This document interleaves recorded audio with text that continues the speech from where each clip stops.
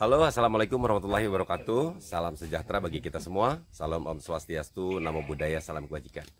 Teman-teman, kembali bersama saya Hedi Susanto. Tentunya masih dalam pembahasan kasus Subang ya. Pada kesempatan kali ini saya tetapi sambil membahas perkembangan kasus Subang ini, tentunya sambil berjalan-jalan ya teman-teman. Karena apa? Karena pada hari Minggu seperti ini jadwal saya untuk berada di kebun ya teman-teman semuanya. Nah, oke teman-teman, kita sambil jalan ya, sambil melihat-lihat kebun. Karena memang saya di kebun ini mau menanam durian dan juga beternak bebek ya. Nah, tapi sebelum saya membahas terkait perkembangan kasus Subang, terutama tentang fakta-fakta persidangan, untuk sementara mari kita lihat yang berikut ini dulu. Nah, teman-teman semuanya, di sini saya sudah menyiapkan kandang untuk pembesaran bebeknya ya. Nah, seperti ini ya. Ini sangat adem sekali sebenarnya. Nah, tapi ini di sini itu ditutup karena kemarin malam baru datang BOD-nya ya. Kita intip saja di sini ya. Baru datang BOD-nya.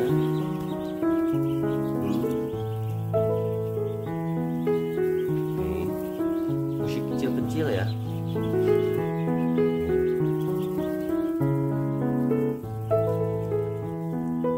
Alhamdulillah di sini ada yang ngurus, yaitu Pak RT dan teman-teman ya yang ada di kampung di sini. Karena pada dasarnya adanya perusahaan di sebuah daerah itu, kearifan lokal ya harus lebih bermanfaat untuk warga masyarakat lingkungan sekitar. Harapan saya seperti itu. Dan di sini juga ada batak nih, karena kita mau bikin gudang untuk pakan juga, insya Allah. Mudah-mudahan nanti usahanya berjalan dengan lancar. Dan di sini juga seperti yang sudah diceritakan di konten sebelumnya, di kebun ini saya mau bikin toilet nih, agar kalau ada teman-teman para pemerhati kasus Subang yang mau main ke kebun nanti sambil panen durian, ini kita ada toilet di sini nih.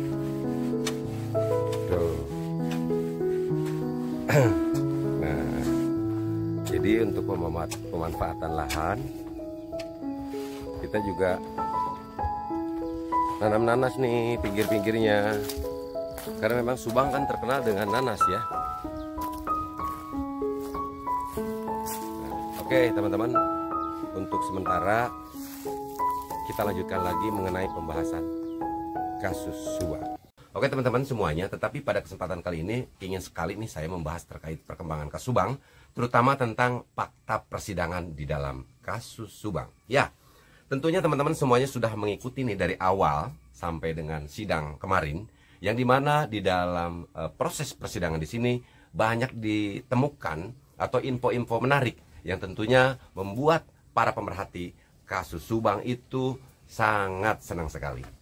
Ya, walaupun memang dalam hal ini banyak sekali ragam komentar, baik dari teman-teman pemerhati kasus Subang maupun juga kita semuanya juga mendengarkan tanggapan dari kuasa hukum terdakwa Yosef Hidayah. Kita juga mendengar tanggapan dari kuasa hukum pihak keluarga, juga Danu. Nah, oke teman-teman semuanya, pada kesempatan kali ini nih saya ingin berdiskusi, ingin meminta pendapat dan komentar teman-teman semuanya setelah memperhatikan mungkin dari awal ya fakta-fakta persidangan di dalam kasus Subang.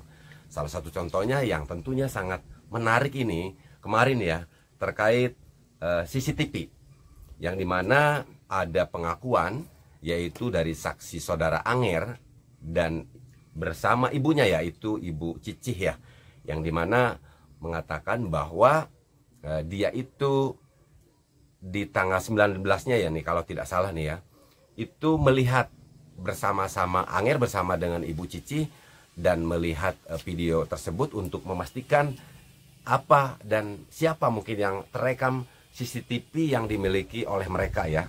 Karena menurut informasi yang kita dapat dari mereka bahwa CCTV-nya itu menurut keterangannya itu ada 4.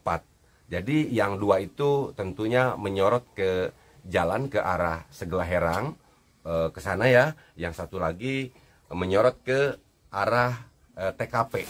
Kira-kira seperti itulah teman-teman semuanya ya. Nah, pada saat menonton Ibu Cici di sini juga tidak lama nih.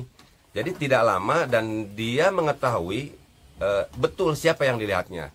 Sampai waktu itu majelis hakim bertanya berkali-kali untuk meyakinkan apa yang dilihatnya. Siapa itu yang dilihat? Tetapi tetap baik Anger maupun ibunya itu menjawab dengan sangat tegas, dengan sangat lugas juga bahwa yang dilihat itu adalah terdakwa Yosef Hidayah yang ada di dalam CCTV. Nah, namun dalam hal ini ada sesuatu yang menarik tentunya, yang dimana pada saat Pak Rohman Hidayat sebagai kuasa hukum terdakwa menanyakan menggunakan baju apa, yang Anda lihat itu menggunakan baju apa. Dan menurut keterangannya itu semua dengar juga CCTV di situ pada saat malam ya. Sampai majelis hakim juga menanyakan kan pada saat kan kalau 5.30 itu bukan malam, tetapi menurut keterangan Anger waktu itu 5.30 itu masih gelap. Jadi menurut keterangan Anger dengan kondisi seperti itu, jadi yang ditangkapnya itu memang tidak berwarna, jadi hitam putih. Nah, dan di sana Pak Rohman juga sebagai kuasa hukum terdakwa menyampaikan bahwa jadi Pak Rohman menanyakan dan meyakinkan kedua saksi di sini sampai akhirnya bertanya, coba apakah dari baju yang berada di depan di sini ada yang baju yang digunakan atau celana yang digunakan oleh terdakwa yang tentunya sesuai dengan apa yang dilihatnya? Ya tentunya tidak ya, karena memang kita semua ketahui kalau baju yang ada di depan itu ada warna putih, ada merahnya juga, dan untuk celananya juga warna putih, dan topinya juga kalau tidak salah berwarna merah. Sedangkan yang ditangkap di CCTV berwarna hitam putih itu menurut keterangan yang diberikan oleh Anger itu dikarenakan memang CCTV-nya bisa dikatakan pada jam seperti itu mungkin tidak berwarna ya. Kira-kira apa yang diterangkannya seperti itu teman-teman. Nah, sekarang kita lanjut nih. Setelah proses persidangan, dalam hal ini kuasa hukum terdakwa juga ada di dalam sebuah channel YouTube juga menyampaikan bahwa keterangan Anger ini ibarat sebuah dongeng yang memang tidak ada gambarnya. Nah, ini banyak yang bertanya nih kepada saya, Kang Heri, menurut Kang Heri seperti apa sih gitu. Nah, oke teman-teman, kali ini mungkin saya akan menjawab pertanyaan teman-teman semuanya terkait hal ini. Tetapi saya ingin juga nanti pendapat teman-teman semuanya para pemerhati kasus Subang untuk dapat menuliskan komentar ya. Kira-kira seperti apa pendapat teman-teman. Nah, oke, dalam hal ini saya melihat dulu nih siapa yang memberikan komentar terkait hal itu. Ya, kita semua ketahui bahwa Pak Rohman Hidayat di sini sebagai kuasa hukum terdakwa, ya tentunya dia itu memiliki kewajiban untuk bagaimana melakukan pembelaan terhadap terdakwa di sini, karena memang Yosef Hidayah ini adalah kliennya. Jadi wajar saja menurut saya tidak ada sesuatu yang salah nih kalau seandainya Pak Rohman menyampaikan hal seperti itu, karena ya itu tadi Pak Rohman adalah sebagai kuasa hukum terdakwa Yosef Hidayah yang tentunya sudah memiliki argumentasi untuk dapat melakukan pembelaan terhadap kliennya. Teman-teman semuanya, dan kita semuanya ketahui tadi kita sampai mana ya, bahwa kita tadi membahas terkait ada sebuah keterangan atau sebuah statement yang tentunya disampaikan oleh kuasa hukum terdakwa Yosef Hidayah yang tentunya dalam hal ini menyikapi fakta persidangan kasus Subang ya. Ya, yang tentunya kita semua harus ketahui dulu teman-teman semuanya bahwa Pak Rohman Hidayat ini kan adalah sebagai kuasa hukum terdakwa. Jadi bagaimanapun tentunya sesuatu yang disampaikan oleh Pak Rohman di dalam sebuah statementnya, misalkan bahwa keterangan Anger ibarat ibarat sebuah dongeng karena memang tidak ada gambarnya, itu memang merupakan sesuatu hal yang wajar kalau misalkan itu disampaikannya oleh seorang kuasa hukum, apalagi memang Pak Rohman Hidayat ini sebagai kuasa hukum terdakwa yang tentunya dia akan berbicara untuk kepentingan kliennya, baik di dalam sidang maupun di dalam memberikan keterangan kepada berbagai awak media yang menanyakan terkait pandangan hasil fakta persidangan di dalam sebuah sidang yang sudah dilakukan teman-teman semuanya ya.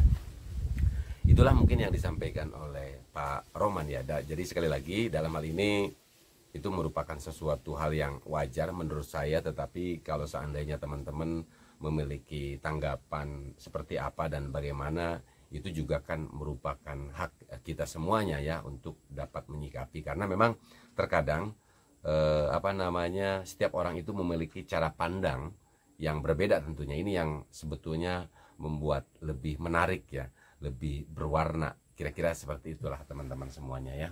Jadi terkait hal ini sekali lagi banyak sekali ragam komentar yang tentunya berbeda-beda, tetapi yang harus kita ketahui sekali lagi terkait persoalan ini ya, karena memang beliau itu adalah kuasa hukum terdakwa Yosef Hidayah. Nah, walaupun memang di sana itu kan memang sudah dijelaskan bahwa yang namanya kamera di sini itu bisa seperti itu karena memang di jam seperti itu tangkapannya juga memang tidak bisa dikatakan berwarna, atau mungkin karena memang tidak berwarna atau seperti apa ya. Tetapi teman-teman sebenarnya masih ada sebuah peluang ya, yang dimana saya rasa kalau kita lihat keterangan yang disampaikan oleh Anger dan Ibu Cici di sini justru berbeda dengan apa yang disampaikan oleh Pak Irlan ya. Tidak menutup kemungkinan karena memang ini disampaikan di dalam sebuah persidangan, tidak menutup kemungkinan nanti dalam selanjutnya ada mengkonfrontir ya, yaitu keterangan antara keterangan yang disampaikan oleh Anger dan Bu Cici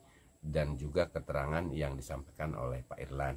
Seperti apa kebenarannya? Apakah memang bagaimana atau seperti apa ya, kita ikuti saja teman-teman semuanya, karena memang kita sekarang ini berbicara tentang fakta persidangan ya, yang memang seperti itu.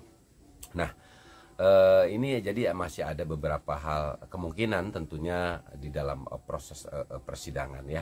Walaupun memang kita semuanya pasti memiliki cara pandang yang berbeda, tetapi karena memang ini proses persidangan, kita juga mengetahui bahwa alat bukti yang sah itu adalah keterangan saksi, keterangan ahli, petunjuk, surat, dan keterangan terdakwa. Tidak menutup kemungkinan mungkin nanti juga akan ada saksi ahli yang memang mengidentifikasi CCTV tersebut ya.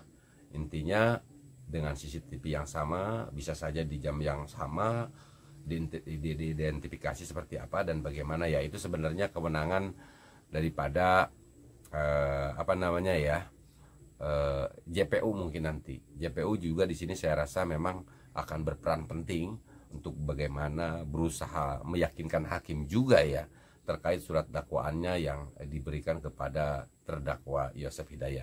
Tetapi kita semua ketahui pada dasarnya keputusannya itu nanti akan ada di hakim ya, seperti apa dan bagaimana, karena memang selain daripada alat bukti tentunya hakim dapat memutuskan hal ini dengan keyakinannya ya. Kita tunggu saja dan kita pantau terus perkembangan kasus Subang dengan mengikuti update berita terkait perkembangan kasus Subang, agar kasus ini bisa berjalan dengan baik dan mudah-mudahan dalam waktu dekat saya yakin pelakunya akan mendapatkan hukuman. Nah, itulah teman-teman. Nah, bagaimana nih menurut pendapat teman-teman semuanya? Silahkan berkomentar.